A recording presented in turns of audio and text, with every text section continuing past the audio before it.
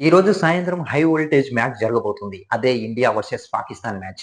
ఈ మ్యాచ్ ఇంతకుముందు జరగదు అనుకున్నారు గానీ, ప్రస్తుతం పాకిస్తాన్ మళ్ళీ ఆడతా అని కాంప్రమైజ్ అయిపోయింది. అది అందరికి తెలిసిన విషయమే. వాళ్ళ పరువు వాళ్ళే తీసుకుంటారు. అది మనం పెద్దగా పట్టించుకోవసరం లేదు. దాని తర్వాత ఇప్పుడు ఈరోజు శివరాత్రి అండ్ సండే అన్నీ కలిసి రావడంతో అండ్ క్రికెట్ ప్రేక్షకులకు కలిసొచ్చిన దినం ఈరోజు. ఏందంటే చాలా మంది ఇండియా, పాకిస్తాన్ మ్యాచ్ సండే పడితేనే బావుంటదని కోరుకుంటారు కాబట్టి సండే వచ్చింది.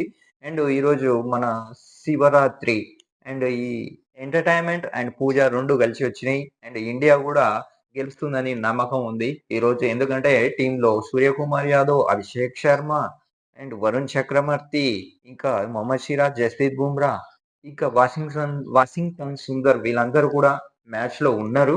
ఈరోజు మ్యాచ్ చాలా హై వోల్టేజ్‌తో జరగబోతుంది. శ్రీలంక, కొలంబియాలో ప్రాక్టీస్ జరుగుతుంది కాబట్టి ప్రస్తుతం. అండ్ అభిషేక్ శర్మ రికవరీ అయిండు అన్నారు. సాయంత్రం మ్యాచ్ ఆడితే ఇంకా ఖతర్నాక్ ఉంటది మ్యాచ్ మొత్తం.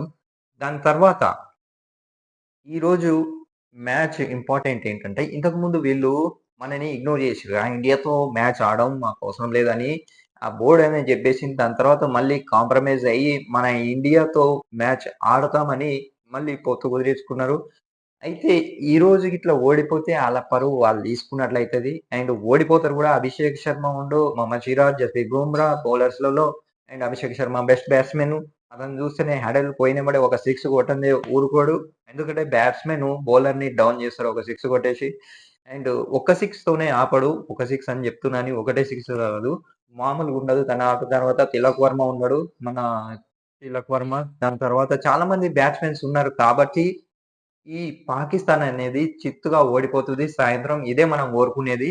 ఎలాగైనా సరే సాయంత్రం మన ఇండియా పాకిస్తాన్ మీద గెలుస్తుంది. All the best team India.